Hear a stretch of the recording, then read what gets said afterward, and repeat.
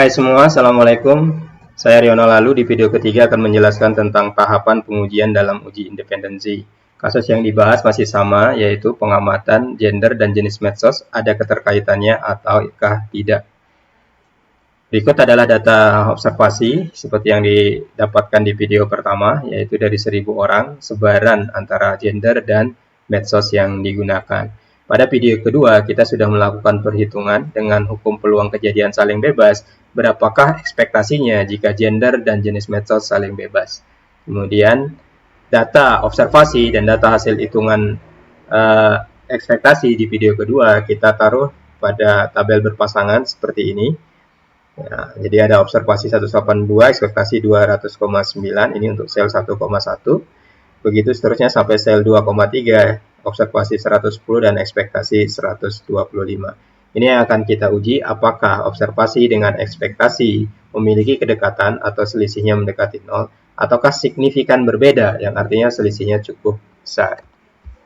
Tahap pertama pengujian independensi adalah menentukan hipotesis. Hipotesis ada H0 dan H1. H0 adalah gender dan jenis medsos adalah saling bebas, yang kita sebut sebagai independen. Sedangkan untuk H1, gender dan jenis medsos adalah terkait atau berkaitan. Dengan kata lain, tidak saling bebas.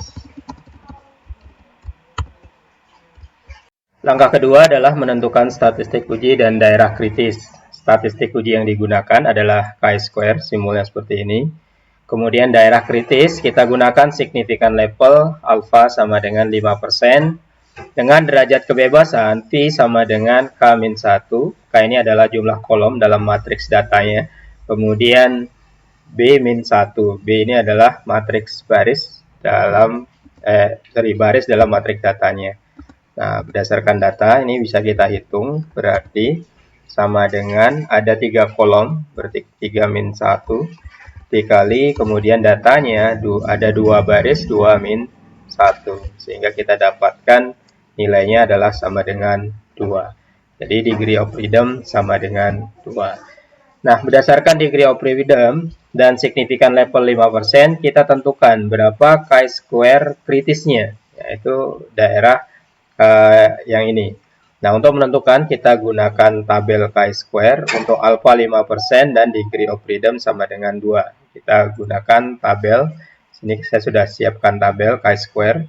Untuk degree of freedom-nya sama dengan 2, kemudian signifikan level 5%, maka chi-square-nya adalah 5,991. Jadi, kita masukkan chi-square-nya adalah 5,591. Langkah ketiga adalah menentukan statistik hasil pengamatan. Kita sebut saja sebagai chi-square hitung atau chi-square H.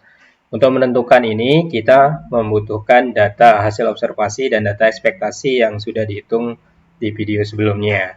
Untuk memudahkan perhitungan, kita menggunakan Microsoft Excel. Nah, ini adalah yang akan dihitung. Ini adalah data observasi dan data ekspektasi. Untuk menentukan statistik hasil pengamatan, pertama kita cari dulu pembilangnya, yaitu selisih antara observasi dan ekspektasi. Selisih berarti observasi OI dikurangi EI. Nah, kita dapatkan selisihnya. Ini kita copy formulanya dengan cara yang sama. Kemudian selisih tadi dikuadratkan. Berarti hasil ini dikuadratkan. Pangkat 2. Kita dapatkan datanya. Kita lakukan formula yang sama dan dapat hasil seperti ini. Kata terakhir adalah selisih yang dikuadratkan tersebut kemudian dibagi dengan ekspektasinya. Ini sama dengan selisih yang sudah dikuadratkan dibagi dengan nilai ekspektasinya.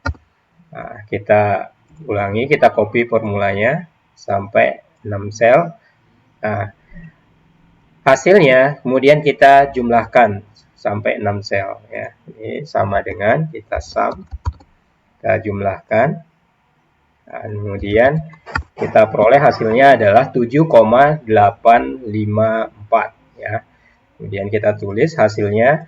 Dari sini kita dapat hasil kayak statistik pengamatan 7,854. Langkah keempat yaitu kesimpulan pengujian.